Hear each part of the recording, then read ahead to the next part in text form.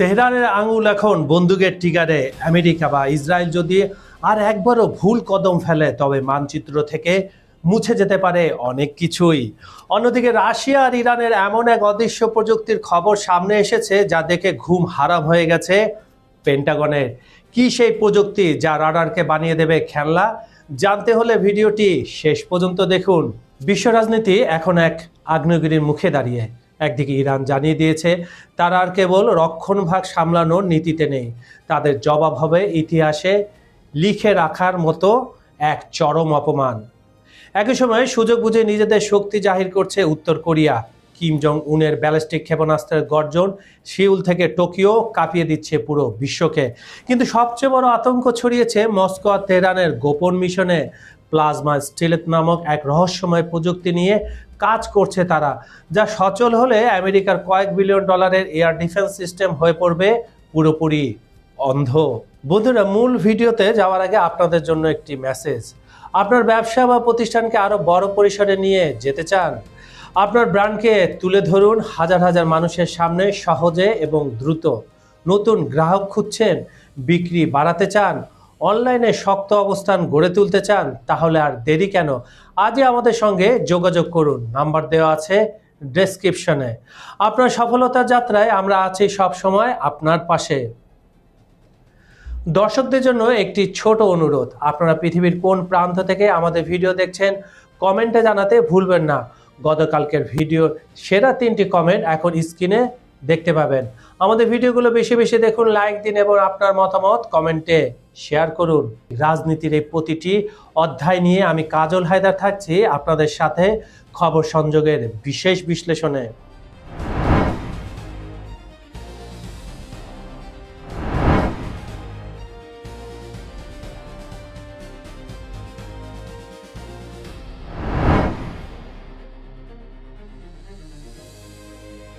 ট্রিগারে হাত ইরানের। মধ্যপ্রাচ্যে কি তবে আবার যুদ্ধের মধ্যে প্রবেশ করছে?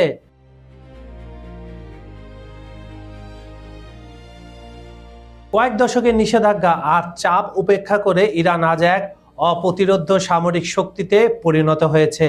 তেহরান এখন আর কেবল সতর্ক বার্তায় সীমাবদ্ধ নেই, বরং সরাসরি ঘোষণা দিয়েছে তাদের হাত এখন বন্দুকের ট্রিগারে। ইরান সেনাবাহিনীর শক্তিশালী ইউনিট স্পষ্ট করে দিয়েছে আমেরিকা বা ইসরায়েল যদি পুনরায় আগ্রাসনের দুঃসাহস দেখায় তবে তার পরিণাম হবে ভয়াবহ। এই জবাব কেবল সামরিক পরাজয় নয়, বরং ইতিহাসে দেশ দুটির জন্য এক চরম অপমানের অধ্যায় হিসাবে লেখা থাকবে। এই ধরনের ভয়াবহ হুমকি দিচ্ছে ইরান। 28শে ফেব্রুয়ারি শুরু হওয়া যুদ্ধে যখন ইরানের সামরিক নেতৃত্বের উপর সরাসরি আঘাত হানা হয়েছিল, তখন তেহরান তার পাল্টা সক্ষমতা প্রদর্শন করেছে। 100 দফা হামলার মাধ্যমে ইসরায়েল ও আমেরিকার কৌশলগত স্থাপনাগুলোকে লক্ষ্যবস্তু বানিয়ে ইরান প্রমাণ করেছে তারা কেবল রক্ষণভাগ সামলাতে নয়, বরং পাল্টা আক্রমণেও সমান দক্ষ। দেশটির দাবি অনুযায়ী পারস্য উপসাগরে গুরুত্বপূর্ণ দ্বীপগুলো দখলের যে নীল নকশা শত্রুরা তৈরি করেছিল, ইরানের স্থল বাহিনীর কঠোর প্রস্তুতির মুখে তা পুরোপুরি ধূলিসাৎ হয়ে গেছে। বিশ্লেষকরা মনে করছেন বর্তমানের এই আপেক্ষিক নীরবতা আসলে বড় কোনো ঝড়ের পূর্বাভাস। 8 বছরের ইরাক ইরান যুদ্ধের অভিজ্ঞতা, নিজস্ব প্রযুক্তিতে তৈরি অত্যাধুনিক অস্ত্র এবং সর্বোচ্চ নেতার কৌশলগত নির্দেশনা, এই 3 স্তম্ভের উপর দাঁড়িয়ে ইরানের প্রতিরক্ষা ব্যবস্থা এখন এক অভেদ্য দুর্গে পরিণত হয়েছে। এছাড়াও রয়েছে চীন, রাশিয়া এবং নর্থ কোরিয়ার সহযোগিতা। পাকিস্তানের মধ্যস্থতায় 2 সপ্তাহের যুদ্ধবিরতি কার্যকর থাকলেও ওয়াশিংটন ও তেহরানের মধ্যকার আলোচনা ব্যর্থ হয়েছে। কূটনীতির পথ রুদ্ধ হয়ে আসায় অঞ্চল জুড়ে অস্থিরতা বাড়ছে। তেহরান পরিষ্কার ভাষায় জানিয়ে দিয়েছে তারা আর আগের মতো কোনো একঘরে রাষ্ট্র নয়। যদি আবারও হামলা আসে তবে সেই প্রতিঘাত কেবল প্রতিরোধে সীমাবদ্ধ থাকবে না, বরং তা বদলে দেবে পুরো অঞ্চলের শক্তির ভারসাম্য। শত্রুর যে কোনো বিবেচনাহীন পদক্ষেপ তাদের জন্য কেবল কৌশলগত পরাজয় নয়, বরং এক ঐতিহাসিক বিপর্যয় ডেকে আনবে। বন্ধুরা, আমরা ইতিপূর্বে দেখেছি গত 11 এপ্রিল ইসলামাবাদে 21 ঘন্টার ম্যারাথন একটি বৈঠক। প্রথমে ইরান এবং পাকিস্তান, তারপর পাকিস্তান এবং যুক্তরাষ্ট্র, এবং সব শেষে ইরান যুক্তরাষ্ট্র মুখোমুখি বসে আলোচনা করেছিল। কিন্তু সে আলোচনা কিন্তু ভেস্তে গেছে। ইরানের অভিযোগ হলো আলোচনা আসার আগে মার্কিন যুক্তরাষ্ট্র এক ধরনের কথা বলে, টেবিলে তারা আরেক ধরনের কাগজ সাবমিট করে, এ কারণে সেই আলোচনা ব্যর্থ হয়েছে। আবার গুঞ্জন রয়েছে যে আগামী বৃহস্পতিবারের মধ্যে বা বুধবারের মধ্যে, মানে বুধবারে তো শেষ হচ্ছে ডেডলাইন মানে যুদ্ধবিরতির, এর মধ্যে আবার পাকিস্তানে ইসলামাবাদের কোনো এক জায়গায় আবার বসতে চাচ্ছে এই দুই দেশ। ইরানও স্বীকার করছে না, ইরান বলছে আমাদের নীতিমালা মানলে আমরা আলোচনায় যাব, আর মার্কিন যুক্তরাষ্ট্র বলছে এখনো ডেট ফিক্সড হয়নি। আর ওইদিকে পাকিস্তানে ইসলামাবাদের জন্য কড়া নিরাপত্তা এবং তাদের যে বিমান ঘাঁটি রয়েছে সেখানে কিন্তু মার্কিন যুক্তরাষ্ট্রের দুইটা প্লেন নেমেছে, যে প্লেনে থাকে মার্কিন যুক্তরাষ্ট্রের আপনার সিকিউরিটির বিভিন্ন ব্যবস্থা। কারণ আমরা জানি এর আগে 350-র বেশি লোক এসেছিল, ডেলিগেট এসেছিল, এবারেও আসতে পারে, তাই ওখানে অলরেডি দুটো প্লেন আগে থেকে ল্যান্ড করেছে। এখন দেখা যাক আলোচনা হয় কিনা, আমরা 24 ঘন্টা গেলেই বুঝতে পারবো। আর এই আলোচনা যদিও না হয় তাহলে সম্ভবত আবার বুধবার থেকে হামলা প্রতি হামলা হতে পারে। এই জন্য ইরান আগে থেকে তাদের হুঁশিয়ারি করে দিচ্ছে, কাদের? মার্কিন যুক্তরাষ্ট্র এবং ইসরায়েলকে।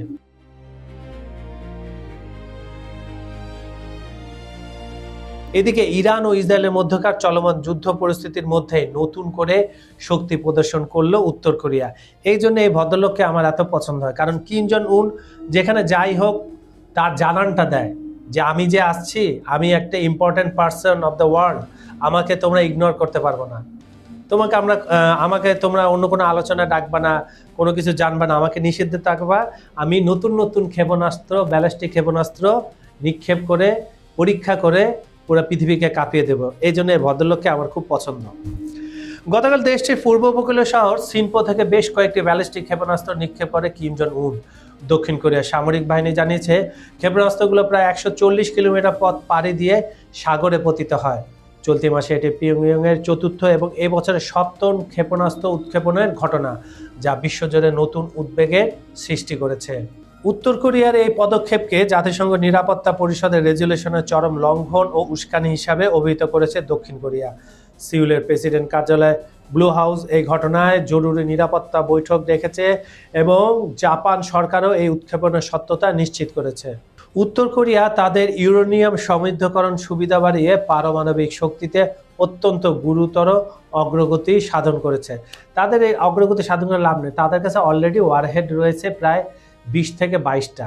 তারা আরও ডেভেলপ করছে তাদের ক্ষেপণাস্ত্রগুলো পারমাণবিক সহযোগিতায়, তাই এটাতে মাথা ব্যথা শুরু হয়ে গেছে পশ্চিমাদের। বিশ্লেষকদের মতে ইরান যুদ্ধের ডামাডোলের সুযোগে উত্তর কোরিয়া বিশ্বকে তাদের সামরিক সক্ষমতার বার্তা দিতে চাইছে। মার্কিন প্রেসিডেন্ট ডোনাল্ড ট্রাম্প এবং দক্ষিণ কোরিয়ার প্রেসিডেন্ট লি জে মিং ইউ আলোচনার আগ্রহ প্রকাশ করলেও কিম জন উন আলোচনার আগে সামরিক শক্তি জাহির করার কৌশল নিয়েছেন। এর আগে গত মার্চ মাসে তিনি উত্তর কোরিয়াকে একটি অপরিবর্তনীয় পারমাণবিক রাষ্ট্র হিসেবে ঘোষণা করেছিলেন।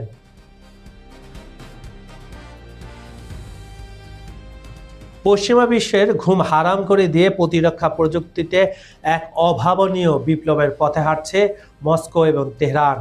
গত কয়েক দশক ধরে স্টিলেথ বা অদৃশ্য হওয়ার লড়াইটি ছিল মূলত রাডারের সাথে লুকোচুরি খেলা।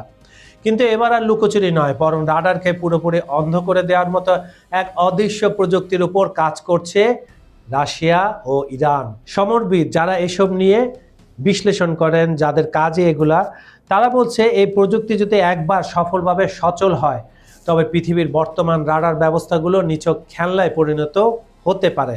প্লাজমা স্টিলেথ, অদৃশ্য হওয়ার মরণ খেলা। রাশিয়া অনেক দিন ধরে প্লাজমা স্টিলেথ প্রযুক্তি নিয়ে গবেষণা করছে। সাধারণ স্টিল বিমানগুলো তাদের গঠনশৈলীর মাধ্যমে রাডার তরঙ্গকে অন্যদিকে পাঠিয়ে দেয়, কিন্তু রাশিয়ার প্রস্তাবিত এই নতুন প্রযুক্তিতে বিমানের চারপাশে একটি আয়নোনাইজড গ্যাসের প্লাজমা আবরণ তৈরি করা হয়।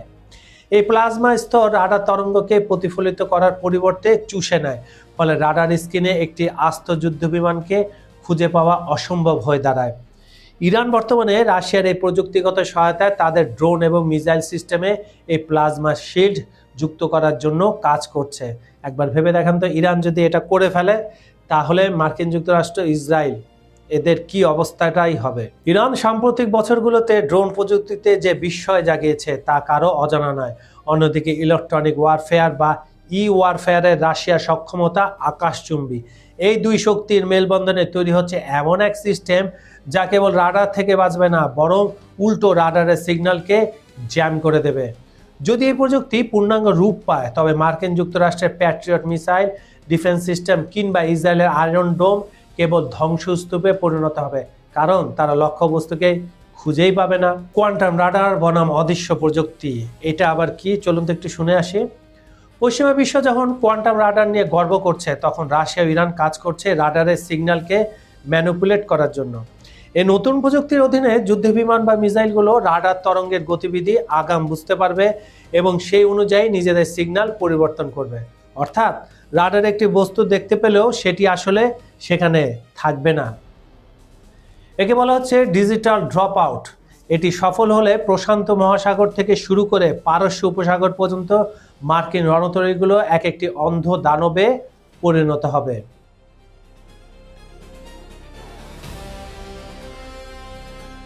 রাশিয়া এবং ইরান এই প্রযুক্তিগত আতাত কেবল সামরিক শক্তি প্রদর্শন নয়, বরং এটি ভূ রাজনৈতিক এক বিশাল চাল।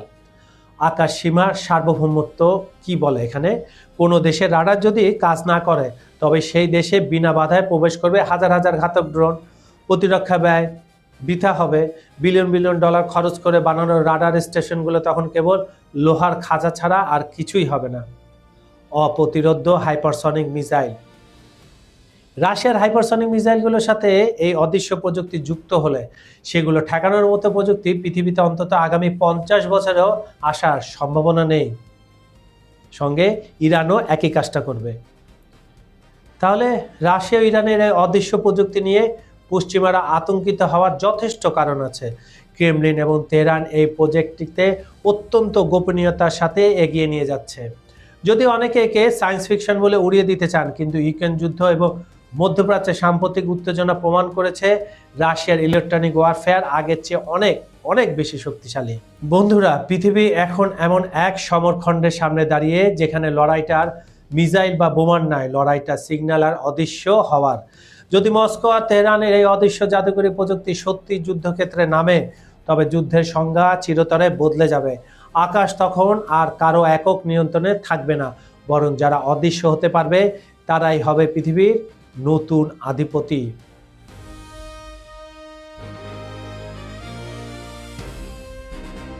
ইরানের পারমাণবিক স্থাপনাগুলোতে যুক্তরাষ্ট্রের ধারাবাহিক বিমান হামলা সত্ত্বেও অক্ষত রয়ে গেছে পিকক্স মাউন্টেন বা কোই-কোল গাজেলা নামক একটি ভূগর্ভস্থ কেন্দ্র। মার্কিন সামরিক বিশ্লেষকদের মতে এই স্থাপনাটি নাতানজ পারমাণবিক কেন্দ্রের কাছে গ্রানাইট পাথরের প্রায় 2000 ফুট গভীরে অবস্থিত, যা যুক্তরাষ্ট্রের সবচেয়ে শক্তিশালী 30,000 পাউন্ড ওজনের বাংকার বাস্টার বোমার ধ্বংস সক্ষমতারও বাইরে। ফলে গত জুনের অপারেশন মিডনাইট হ্যামার এবং গত 40 দিনের যে আমরা যুদ্ধটা চালাম সেখানেও এই ফোর্দোর মতো গুরুত্বপূর্ণ কেন্দ্রগুলো ক্ষতিগ্রস্ত হলেও পিকক্স মাউন্টেন এখনো মার্কিন আকাশপথের হামলার জন্য এক দুর্ভেদ্য চ্যালেঞ্জ হিসেবে আনটিল নাও দাঁড়িয়ে আছে। নতুন স্যাটেলাইট চিত্রে দেখা গেছে গত বছর 3টি প্রধান পারমাণবিক স্থাপনা অকেজো হওয়ার পর ইরান অত্যন্ত দ্রুত গতিতে পিকক্স মাউন্টেনের নির্মাণ কাজ এগিয়ে নিচ্ছে। থিঙ্ক ট্যাঙ্ক ও বিশেষজ্ঞরা আশঙ্কা করছেন ইরান তাদের মজুত করা উচ্চমাত্রার সমৃদ্ধ ইউরেনিয়াম একটি বড় অংশ ইতিমধ্যে এখানে সরিয়ে নিয়েছে এবং এখানে সামরিক মানের ইউরেনিয়াম সমৃদ্ধকরণের পরিকল্পনা করছে। আন্তর্জাতিক পরমাণু শক্তি সংস্থাকে এই স্থাপনা প্রবেশের অনুমতি না দেওয়া এবং প্রবেশপথে সিমেন্ট মিক্সার ও ক্রেনের ব্যাপক ব্যবহার ইঙ্গিত দিচ্ছে ইরান এখানে এমন এক নিরাপদ ক্ষেত্র তৈরি করছে যা যে কোনো বহিঃশত্রুর আক্রমণ থেকে সম্পূর্ণ সুরক্ষিত থাকবে। ট্রাম্প প্রশাসনের ঘনিষ্ঠ কিছু বিশ্লেষক সেখানে স্পেশাল ফোর্সের মাধ্যমে স্থল অভিযান চালিয়ে বিস্ফোরক বা রাসায়নিক ব্যবহারের পরামর্শ দিলেও সমর বিশেষজ্ঞরা একে অত্যন্ত ঝুঁকিপূর্ণ মনে করছেন, কারণ ইরানের কেন্দ্রস্থলে অবস্থিত এই পাহাড়ে অভিযান চালাতে গেলে মার্কিন সেনাদের ড্রোন ও ক্ষেপণাস্ত্র হামলার মুখে পড়তে হতে পারে। অন্যদিকে অনেক বিশ্লেষক মনে করছেন শক্তির জোরে ইরানকে থামানো অসম্ভব এবং যে কোনো ভবিষ্যৎ চুক্তিতে এই পিকক্স মাউন্টেনের কর্মসূচি স্থায়ীভাবে বন্ধ করার বিষয়টি নিশ্চিত করাই হবে একমাত্র বাস্তবসম্মত সমাধান। বন্ধুরা, তাহলে কি আমরা এক নতুন বিশ্ব ব্যবস্থার দিকে এগিয়ে যাচ্ছি যেখানে বিলিয়ন ডলারের মার্কিন প্রযুক্তিকে স্রেফ খেলনা বানিয়ে দেবে রাশিয়া আর ইরানের এই রহস্যময় প্লাজমা প্রযুক্তি, নাকি পিকক্স মাউন্টেনের সেই অন্ধকার সুড়ঙ্গ থেকে জন্ম নেবে এক নতুন পারমাণবিক পরাশক্তি?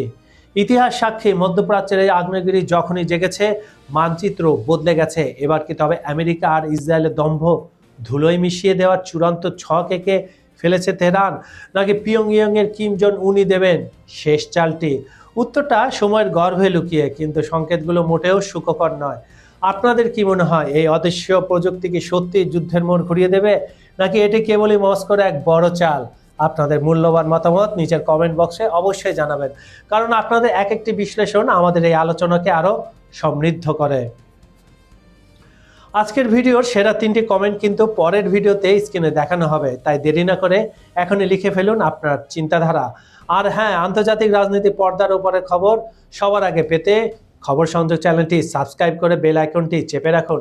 মনে রাখবেন, পৃথিবী বদলে যাচ্ছে প্রতি মুহূর্তে, আর সেই পরিবর্তনের প্রতিটি ধাপে আমি কাজল হায়দার থাকছি আপনাদের সাথে। আপনারা পৃথিবীর কোন দেশ বা শহর থেকে এই মুহূর্তে আমাদের সাথে যুক্ত আছেন তা জানাতে ভুলবেন না। দেখা হচ্ছে পরবর্তী ভিডিওতে আরো বিস্ফোরক কোনো বিশ্লেষণ নিয়ে। ততক্ষণ পর্যন্ত ভালো থাকুন, সচেতন থাকুন। আল্লাহ হাফেজ।